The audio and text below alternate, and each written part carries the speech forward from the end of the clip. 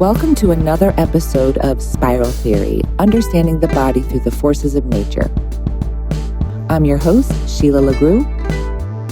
Let's start discovering. Welcome to another episode of Spiral Theory, Understanding the Body Through the Forces of Nature. Today, we have a very special guest, Dayna Wood, founder of Integrative Counsel. Dayna is a psychotherapist, licensed mental health counselor, and a registered expressive arts therapist. Yes. And we're part of the same community here in St. Petersburg. We met through the community and we connect on a couple different levels, but one being that the work I do is of the body and the work you do is of the mind, but it's housed in the body. It's the same container. And I'm very interested in how the mental, emotional, energetic forces inform our posture, our how we carry ourselves. Yeah. And then ultimately what can come up in terms of pain. And this is what I work with.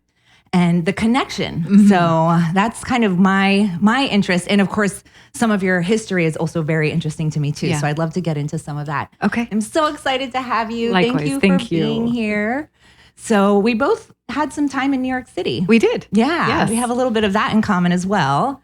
That's where I got the majority of my expressive arts training. Tell us a little bit about that. Okay. We kind of go back in history. And I just want to first say likewise, that so many times I'm working with clients or our clinicians are working with clients and they do have a lot of physical pain.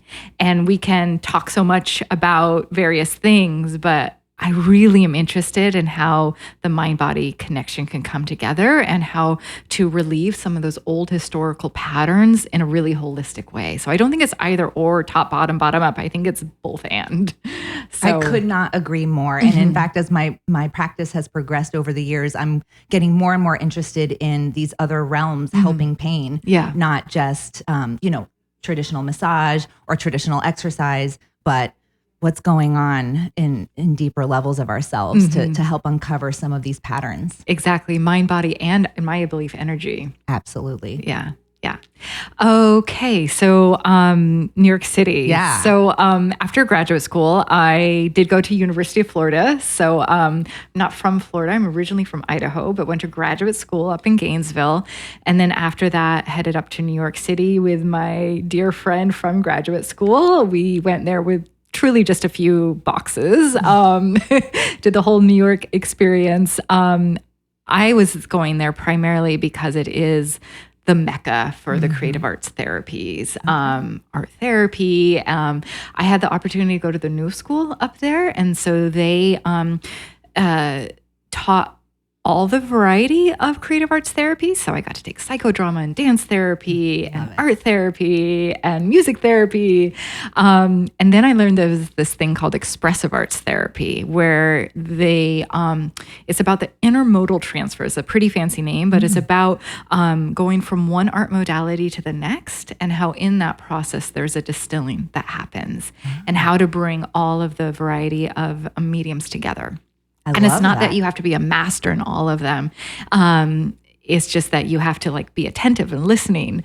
And so, of course, there's also the mecca of expressive arts therapy up in New York City. So I got some really amazing additional training in that. And so then became an expressive arts therapist, in addition to a licensed mental health counselor. So it sounds like you don't get to, in some of the line of work that you were learning, it's not just like, oh, I love dance therapy, I'm going to stick with that. It's like you want to weave it all in together because there's so many facets. We're like diamonds. There's so many facets to who we are and different ways in. Yes. Or ways out, depending on how you look at it. Exactly. So many facets. Some people can be terrified of dancing, but feel more comfortable writing a haiku or vice versa. And they might not ever know unless they did some work with you. They might not ever know that this hidden piece of expression could be really helpful for them. Yeah, that is true. People sometimes find that coming back to creativity feels like coming home that they forgot about. The childlike state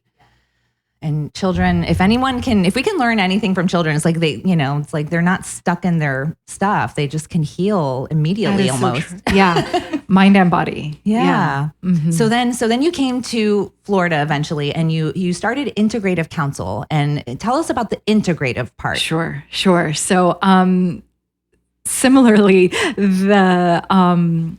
like the expressive arts therapy, I'm really curious about a lot of different things and how they come together. So I am curious about various counseling theories, as well as bringing in a lot of awareness around the totality of health, not just the mental health symptomology. And so that is where the name came from, not only like the multiple modalities of creativity, but also really the mind, body, spirit, and also the eclectic type of therapy I do, which is I term it like a hybrid coaching. So it's housed in psychotherapy, but we do use some of the coaching framework that is forward-looking. So not just rearview mirror.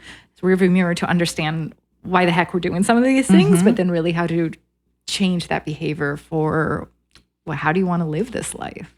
I just find it fascinating. I don't have a ton of experience with being a patient myself with therapists, but I have some. But in my small experience, I'm fascinated that it seems like the tools are very similar, like almost parallel with the way I work too. It's like there are patterns. There are ways that you can steer your patterns. And, it seems like in the work I've done with therapists in the past, I'm like, this is almost the same as the work I do, but what I do is more physical, and this is more like kind of mental, emotional, energetic. But it very much seems parallel to me in how therapy works with these two different realms. I would agree. That's why I was so excited to meet you and to just begin to collaborate more, because I think bringing those two together could be so powerful for people.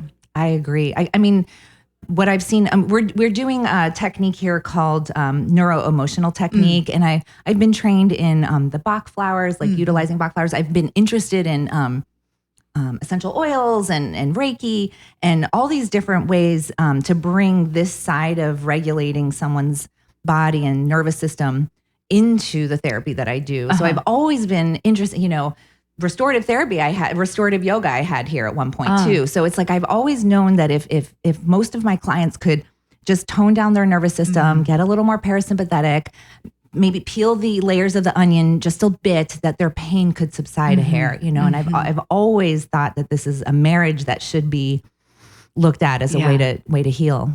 Yeah. One of our clinicians, one of her expertise is really in the somatic piece. So she teaches clients how to expand their window of tolerance, or really dip into that parasympathetic, as you mentioned, from a very visceral, physical standpoint, as well as mental. And it's so powerful. And it's backed by research. It's like we know now that if we want to help our mental health, we have to move. And if we want to help our physical bodies, we might have to peer into what's going on up there. We need to look inside. So they go hand in hand. So if we can help push that message, then like that's part of the point of us coming together. Absolutely. But I'm kind of curious about some more stuff in your history too. Like, so we'll get into this a little bit more, but you're a ketamine-assisted psychotherapist. You have that at your clinic, and most of your therapists provide that. And you had an experience years ago that made you want to look into this a little further. Can you tell us about your near-death experience? Sure.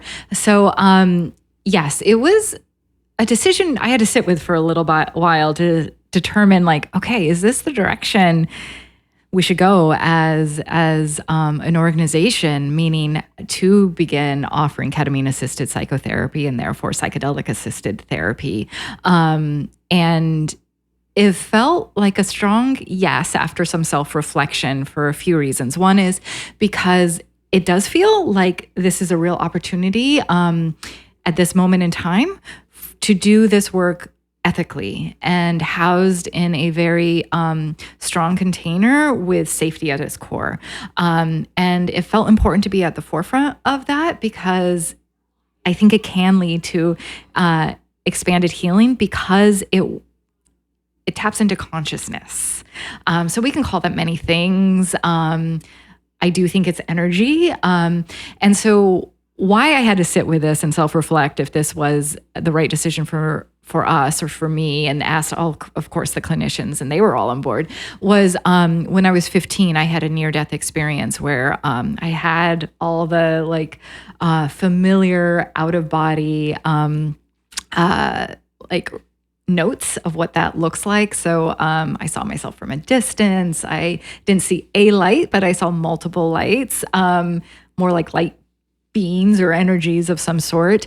I did have a choice whether to come back or not. I did feel that place of expanded peace and oneness. And so interestingly enough, when I was training to become a ketamine-assisted psychotherapist,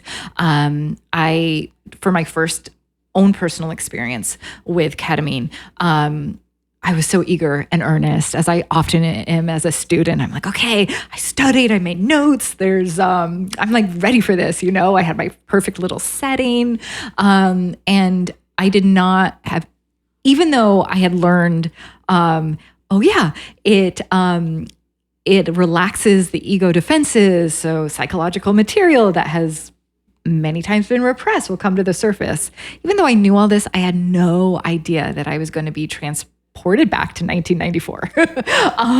Wow. And because I had experienced profound positive change from that experience, I never really registered it as a trauma. But what came back was all the things I had actually cut off and repressed from that day. I felt the fear of death or looking into the abyss that I never felt then. Yeah. But I obviously had splintered and kept it. It was in really in a deep, dark place. Gotcha. That I wasn't even conscious of. And it was not a really fun experience to revisit that. And even after that, it took actually for me many months to integrate that, and with a lot of help and tools. And what I realized was not only did I splinter that moment that day, but parts of myself from that experience too, that I'm still weaving back together. It's probably not easy because it's another realm that you were tapping into, both in your near-death experience and with the ketamine experience. So it's, how do you weave that? It's not easy. It's almost, it's work. Yeah. It's work. So that you were talking about typical things that other people have in terms of near-death experiences, like the light beings, the feeling of oneness. Did anything stick with you in terms of like a part of your mind that opened up that wasn't open prior to the experience or yeah? Absolutely. I mean, I had always been interested in maybe before the near-death experience, like the paranormal or something of that sort. But after, it became much more a quest and a seeking for a spiritual understanding. What also became clearer was my devotion for service to help others, which I don't know if that was necessarily my focus prior.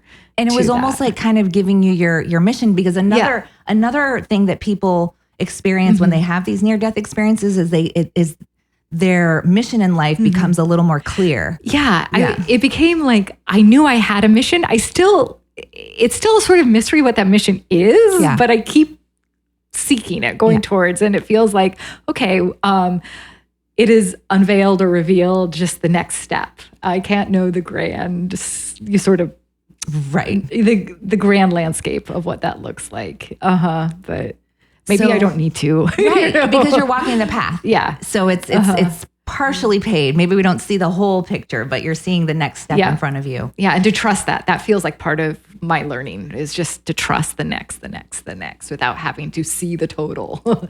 So you had this experience and you decided to bring it into your therapy. What can our listeners learn a little bit more about ketamine-assisted psychotherapy that might interest them in terms of not only like depression, but also pain relief and other benefits. Okay. Yes, I could. There's a lot there. There is a lot there. And I want to know, so after I had that experience of revisiting 1994, I went on a hunt for research, and I did learn that ketamine mimics some of the chemical like responses in the brain more closely than any other molecule. Even DMT, I was surprised by that. Wow. And so it is like an opportunity for life review. I think that likely can be abused. It could, but done again with that ethical container, I think an opportunity. And that being said, it's, at least for me and for many people I've worked with, it's not all happy and fun and rainbows. There's a certain level of preparedness that is required to go into that space, not knowing what you're going to meet. And so in ketamine-assisted psychotherapy, so how that differs from going to, for instance, to solely just a clinic is a clinic is normally zero therapy.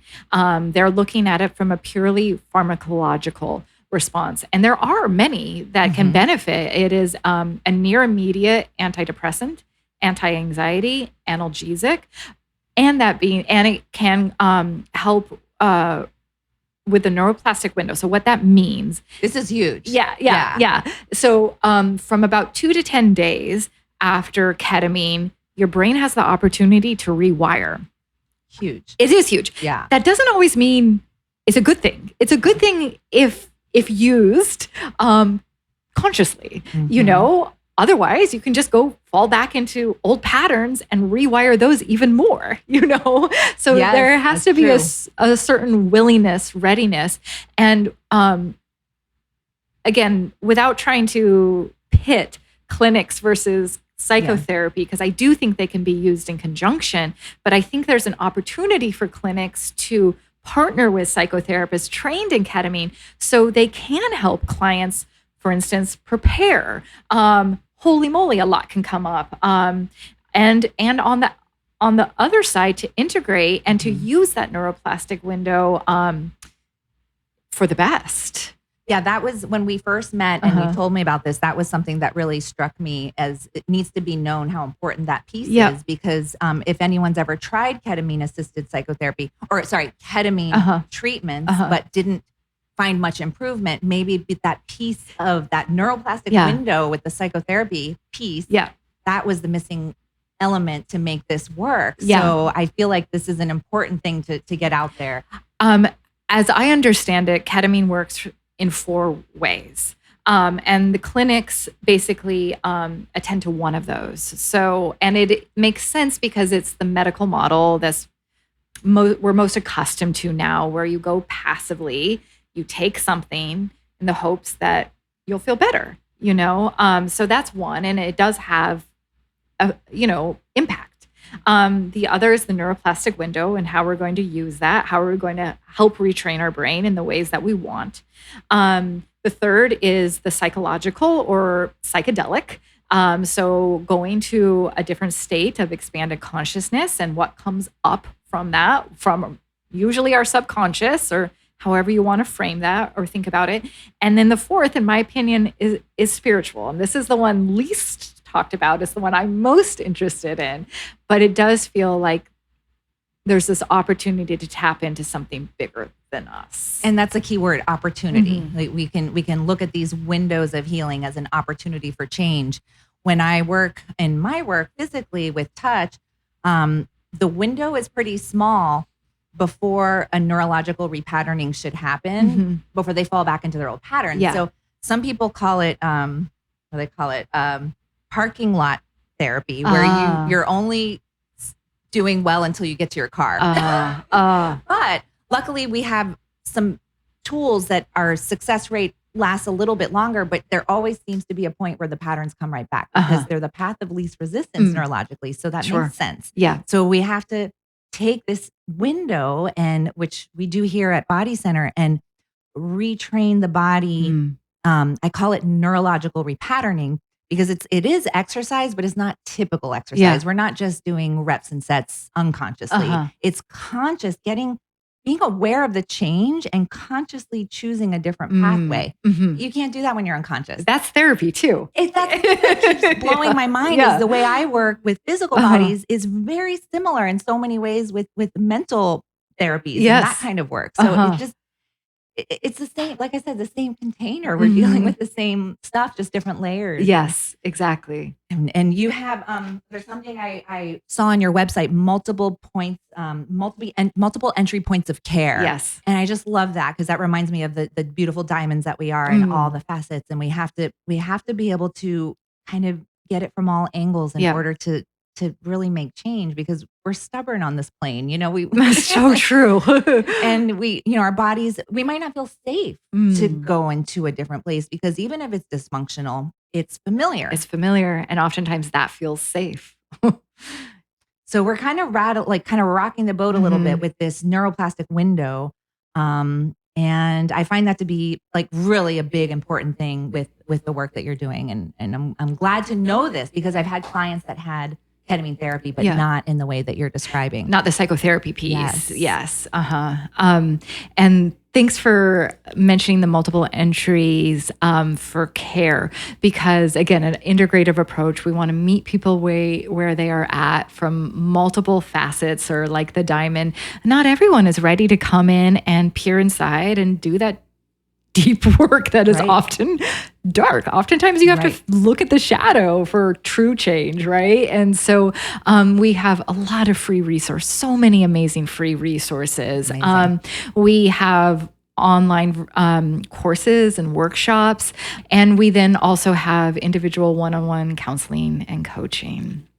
So I just want to bring up one little piece from someone I know very closely that was dealing with excruciating pain for about a year. Yeah. And he ended up he tried everything. I mean, he was taking some of the drugs that were recommended, the typical big pharma drugs, and did not want to feel woozy on drugs. So decided to try different options, and even kratom. Yep. And ended up having a lot of success with psilocybin. Okay. And it was surprising because that person actually noticed the mood boost, which is most of the research out there is about depression and mood enhancement. Sure. But a little bit of it out there is about pain and neurological problems that lead to pain.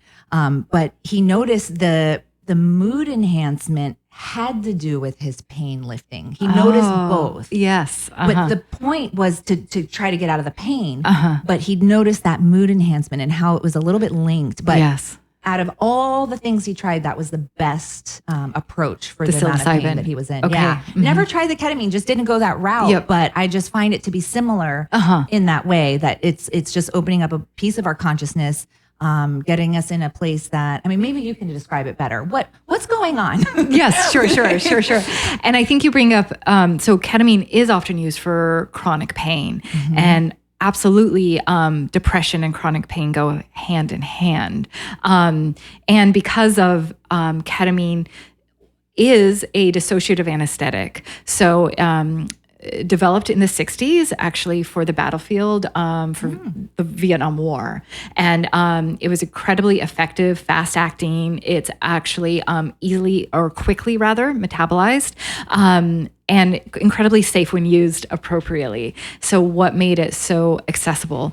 1972, I believe, it was FDA approved as an anesthesia. It's on the WHO list of essential medications.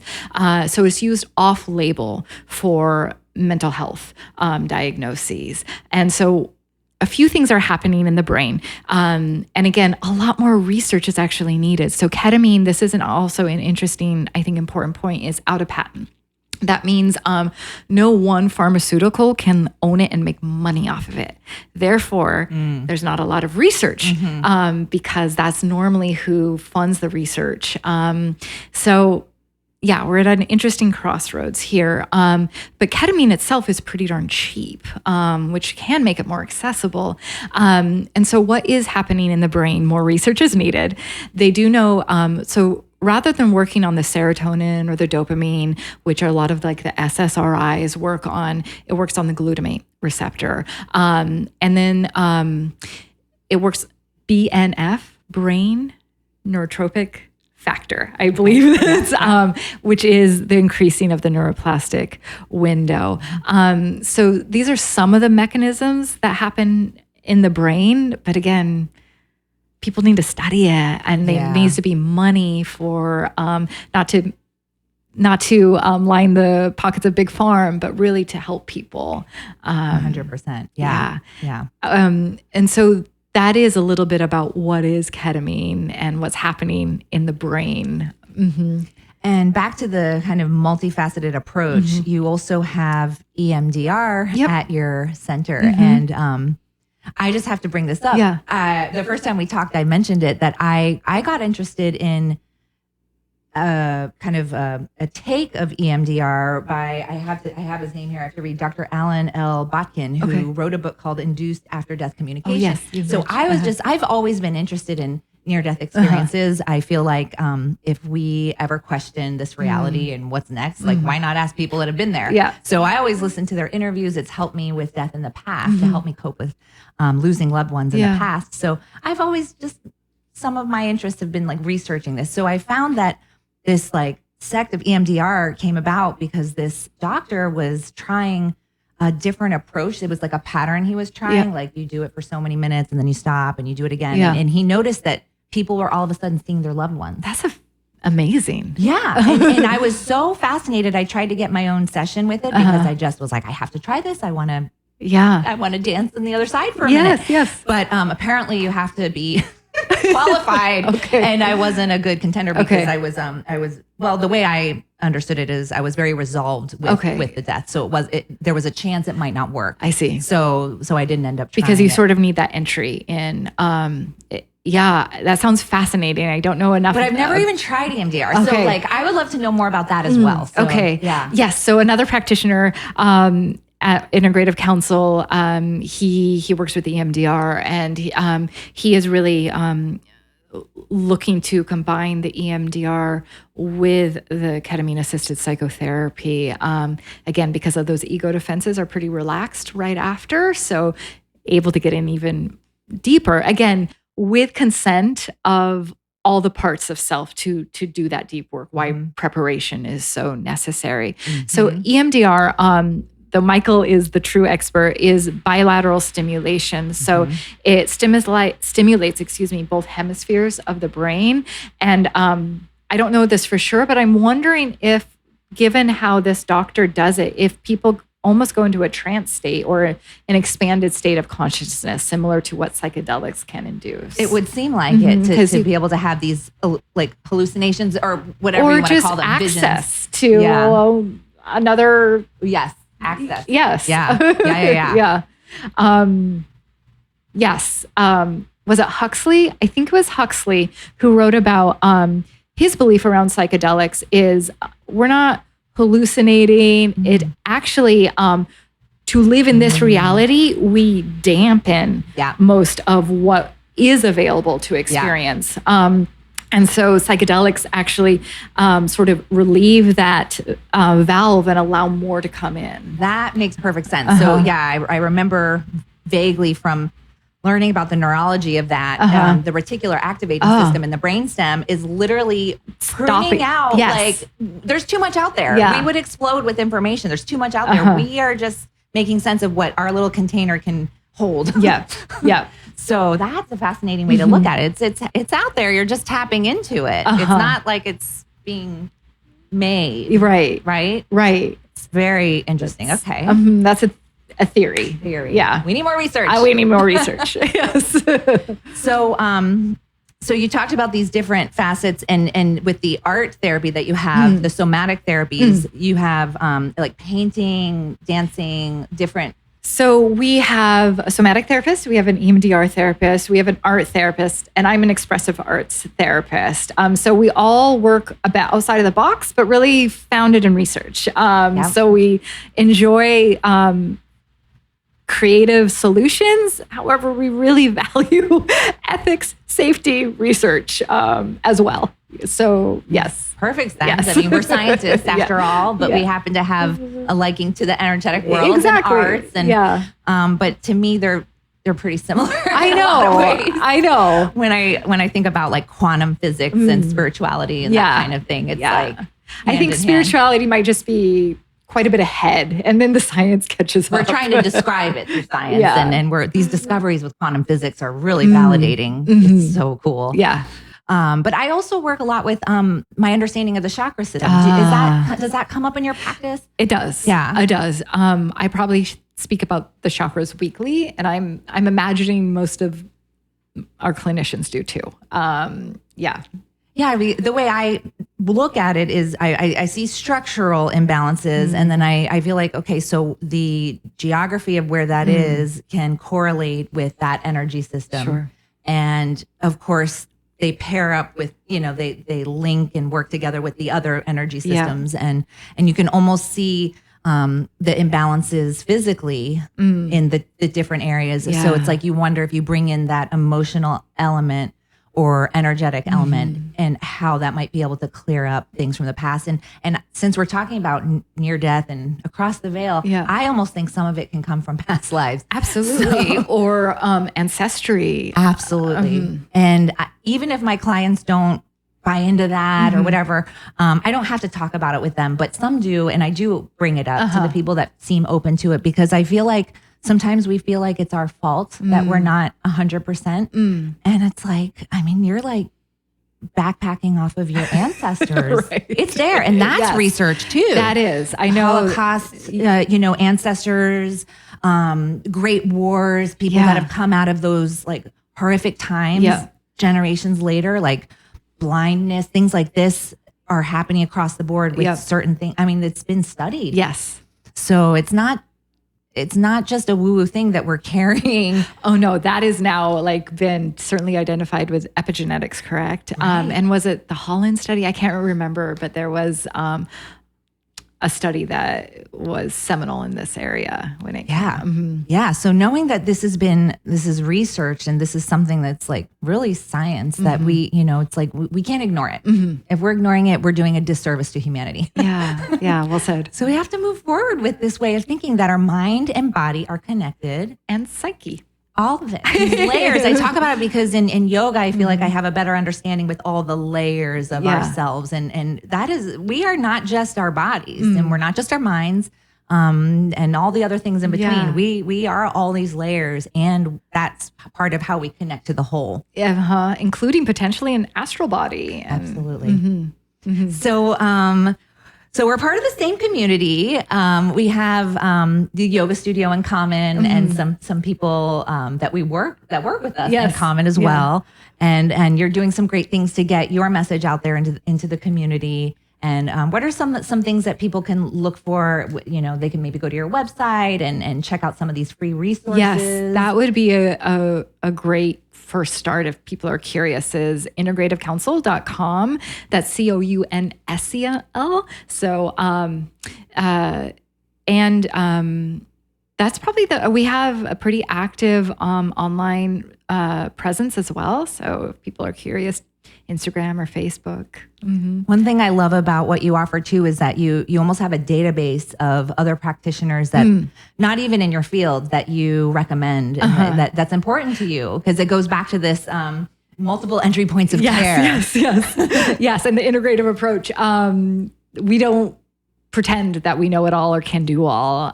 We love to collaborate, and we do have a local directory that we're going to soon be updating too, of just really well-resourced practitioners that know and love their field.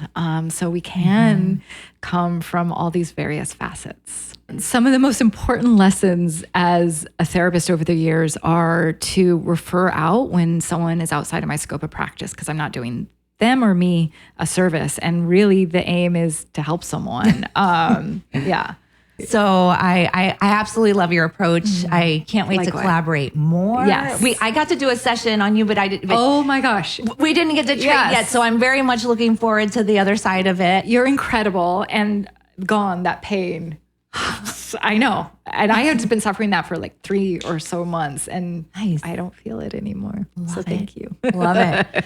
So this is just the first, you're the first non-massage therapist that I have interviewed in the thank Spiral you. Theory podcast series. But I find this to be hugely important, and I want to keep going on this trend because it is multifaceted. And that's kind of the theme, I guess, of this talk. Yes. Is that, yeah, we don't know it all. We need to help each other and support each other. And where we do know things, we're there for you. Yes. And where we can shine, we can really shine with the support of everyone else. And I do want to just say about the St. Pete community, it runs deep, the wellness expertise here.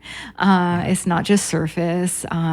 This is a great place to come and to explore and to heal. It's kind of true. Like I've heard there's like a little vortex of energy around imagine. this area. I think the folklore is that the Indians, like the Native American Indians here, I don't know if it's the special water we have around the springs, but something about the practitioners here in this area are really impressive. Yes. Coming from New York, both of us, I really have to say that it's shocking how the quality of work that's around here. I didn't expect that when I moved here. Yes, I agree. And it was like, wow, okay, I need to show up and like really be on my A game here. Coming from New York is always like, it's like we're from the Big Apple. Yes. We know what we're talking about. But it's really cool to be part of this community, and I love that we're part of it together now. So, likewise. Yeah. Thank you for inviting me here Thank today. you for coming and chatting with us today.